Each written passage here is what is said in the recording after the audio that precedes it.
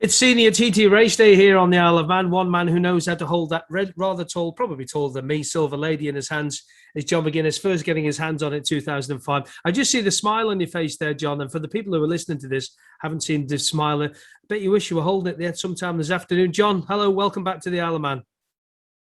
Yeah, how's it going, guys? Yeah, desperately missing it. You know, it's unbelievably frustrating, but it's less than a year now, isn't it? Is it like, can we say that? Yeah, less than a year. Yeah. Jumping on the ferry and heading over to see you guys. Yeah, I've lifted that trophy 7 times. There's only Halewood lifted it the same amount as me. So to be in the same paragraph as Halewood, we're not doing so bad, are we? But you said it's probably as tall as you. I bet you're heavier than it, though. After all this lockdown food, definitely am. Where'd you keep all your replicas of them? Where'd you keep them all? They're in the house. Yeah, I got a trophy cabinet made, which is a bit weird. I've never done that before, but I thought, well, them ones sort of warrant a nice cabinet. So yeah, there's 23 there. There's 3 classic ones. There's it's weird. It's my boy's gig, really. He looks after them and has them all in order right back from '96 right through to the present day. And I think there's over 100 in there. There's 120 something, I think. So a lot of them are fastest lap awards. So you get a replica with a win, and a fastest lap you get a replica. Or you might finish third and get a replica and your fastest lap. So there is, I mean, every one of them tells a story, which is quite cool. So, do you often look at them at night and when they're glistening in, you probably got lights in your thing. Do you often look at them at night and think, oh, I remember that, and then just remember a little bit of a race you might have forgot? Absolutely. I mean, I when I have a guest round or something, or one of my mates or some of my sponsors or something, they're just blown away by it when they see them, which is really quite cool. And, you know, they like to have a nosy around, and then they'll maybe point a finger at one thing, and one last person that came pointed a finger at the 2003 600 production race where I finished 18th and got a bronze replica on the Triumph. You know, it's like, I remember it like yesterday. We stopped on the end of lap 1 to go for a flying lap because it was going to be a 3-lap race, and then it ended up being a 2-lap race halfway through the race. So, you know, a bit like the Joey winning 98. Yeah. On the 250.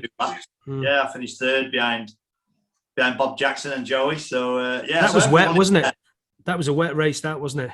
It started off quite damp, and then it got really wet on the second lap. And can't remember who told me, it might be something like Brian Reed or something, said, "Don't stop after the first lap. You know, just keep going, just in case it does get red flagged." And Joey didn't stop, I didn't stop, Bob didn't stop, and very treacherous on the second lap, and it sort of messed my head up a little bit. You know, made a lot, not mistakes, but had a lot of moments. And after that, I never really pushed it that much in the rain around the Isle of Man. After that, we had a few wet and damp races, and it spooked me a bit, that one. But I think Jason Griffiths and James Courtney and a few other guys stopped and put wets in. And if the race would have gone to 3 laps, I think I'd have had my pants pulled down there. I wouldn't have been on the podium. But completely.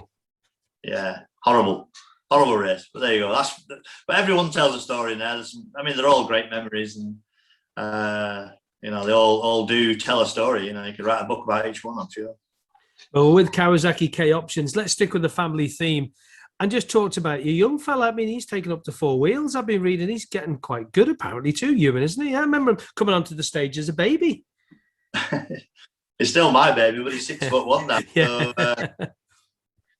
So, 20-year-old now, he's a man. So I don't know. We are going into loads of detail. We got offered a drive to drive these RX 150s, and I drove it. Ewan drove it, and all of a sudden we're on the grid of a British Rallycross Championship with zero experience. And you know, I looked across at him on the grid, and there wasn't much colour in him. He did okay. And then this last meeting, I wanted him to do it, and I wanted to support him, and I didn't do the event, but. On Saturday, I think he put himself under a bit too much pressure. There was 4,000 fans there, and at the end of the day, I was going to cover up that McGuinness name on his back. He was pretty average on the first day. And I was turned into the race of dad. But on the Monday, he drove really well. Dead proud of him, really. He got on the podium. you know, that was the pace he was at, and fair play to him. You know, he did an awesome job. I'm chuffed to bits for him. So we'll see where it takes him. I'll sooner see him with a cage over his head than probably going down Bray 80 miles. Well, you've got Milky's young lads doing quite well for himself, young Iain now as well. So there's a lot of you lads are all getting older, and your kids aren't getting any younger, are they either? Oh, yeah, I got a bit. I tell you, I was a bit nervous when he was on the line. You know, I know, you know, we're not.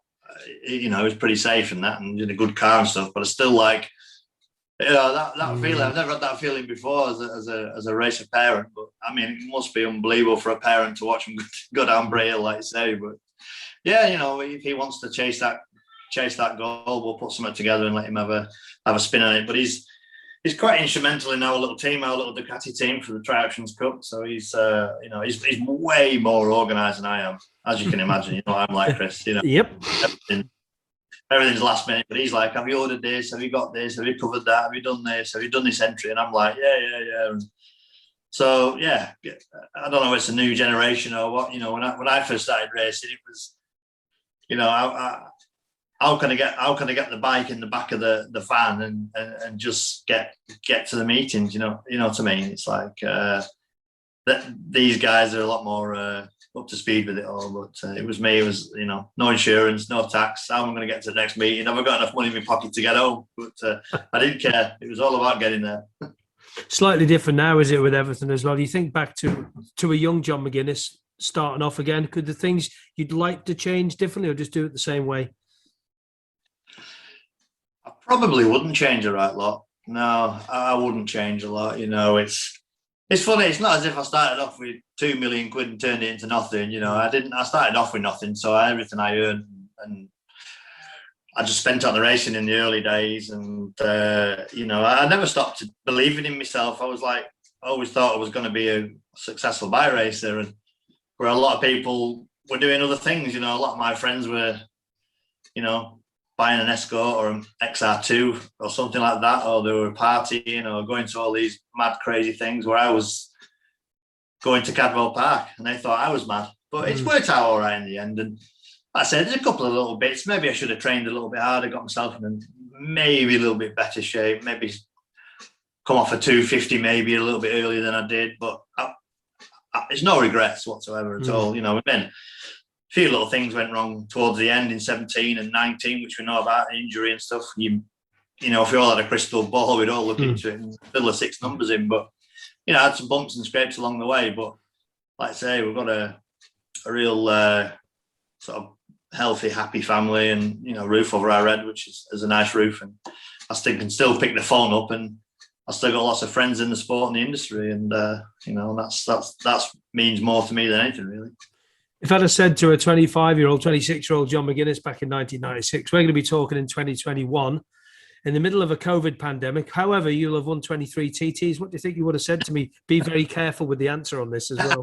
There'd probably be a few bleepers in there, wouldn't there? A few bleeps and stuff. But I'd have ripped your arm off, I think. You know, I say that to a few people, and, you know, they're like, well, how does it feel to have 23? You know, you're so close to Joe, he's 26. And, you know, I've led probably half a dozen races that have got away from me, and maybe I should have 30 wins, but maybe Joey would have 35 wins. I don't know. He's had his problems along the way, but you know, if somebody would have said to you, you're gonna have 6 wins at the beginning when I was 25-year-old, you'd have took them, wouldn't you? You know, I mean, I think to compete in a TT is a big challenge, and it's a big thing to get your international license. It's a big thing to put it all together. So, you know, I didn't know where I was going to end up.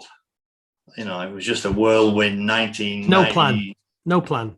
Not really. No, I didn't have a plan. I wanted to do the TT, but I wanted everything to be right, really. You know, I wanted to be on a decent bike and some good people around me, you know. And when you're 18, 19, 20, 21, you're not grown up yet. you know, you think you are, but you know, you should be 21 before you're allowed to go down Braille. But again, that's another debate. So I'll keep my mouth shut with that one. But yeah, I'd grown up. I'd had a few bumps and scrapes on the way before I went to the TT. But yeah, I mean, it's amazing. You know, I hear people say they can do it, and I could do that, and, you know, and stood in the pub with a beer in their hand. You know, yeah, well, you know, anybody who actually goes down Braille at any speed they go down, whatever place they finish, they've got on the grid and done a great job. But you know, if I look back at them and I think, how did I win that? How did I win that? Not that one, and a 400 win, and a single, and a 250 and a 600 and a production win. You're just like, there's so many, and you know, good bikes, good people, you know, passion for the job. You know, I you know, everything around my world was always, I always had the TT in the back of my head all the time. Even when I was going around tracks on short circuits, I was thinking, I wonder how this is going to behave through Glentrammon or over the bumps and things like that. So yeah, so no regrets, and I'm just gutted I'm old. We're all getting old, aren't we? I know, I'm gutted I'm 49 now. You know. Hang on a minute. What age was William Joseph Dunlop when he won his last TT? 48, 1-3. Yeah, 48. Yeah, I'm like, it's weird, isn't it? You know, how me and Rutter were there looking up at him. It was mad, you know. And I'm that age now, and I feel a little bit, not behind the ball, just a little bit. Just got to sharpen my pencil up in a few areas, you know, try and get back.